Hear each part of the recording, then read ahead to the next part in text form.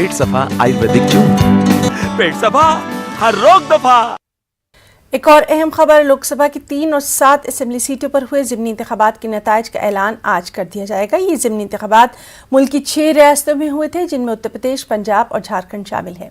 वोटों की गिनती आज सुबह 8 बजे से शुरू हो चुकी है। इन ज़िमनी इंतखाबात में सबसे अहम सीटें यूपी की हैं, आजमगढ़ और रामपुर।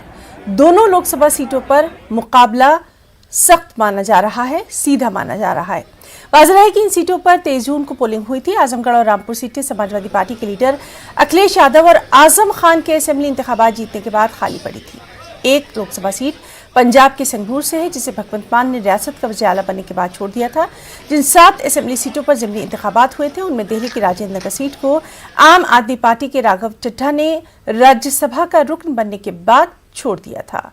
आजमगढ़ से इस वक्त हमारे साथ मौजूद हैं, वहां पर अभी क्या कुछ हाल है सीटों के ताल्लुक से, अभिषेक उपाध्याय। अभिषेक, आपसे जानना चाहेंगे, आजमगढ़ की सीट काफी अहम मानी जा रही है, खासतौर पर समाजवादी पार्टी के लिए। क्या कुछ अभी यहां पर तफसीलात, डिटेल्स?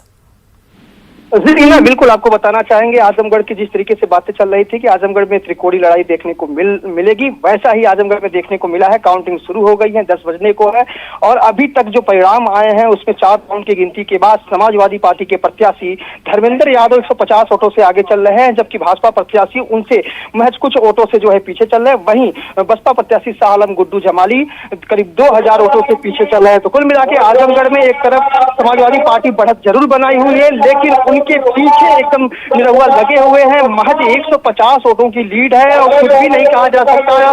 और जहां तक माना जा रहा है कि कुल 32 राउंड की गिनती होनी है, 4 राउंड जो है पूरे हो चुके हैं और अभी तक जो सूचनाएं आ रही हैं उसमें समाजवादी पार्टी के प्रत्याशी आगे चल रहे हैं। जी अभिषेक, बहुत बहुत शुक्रिया आपका अदा करना चाहेंगे, आगे भी आपसे अपडेट लेते रहेंगे।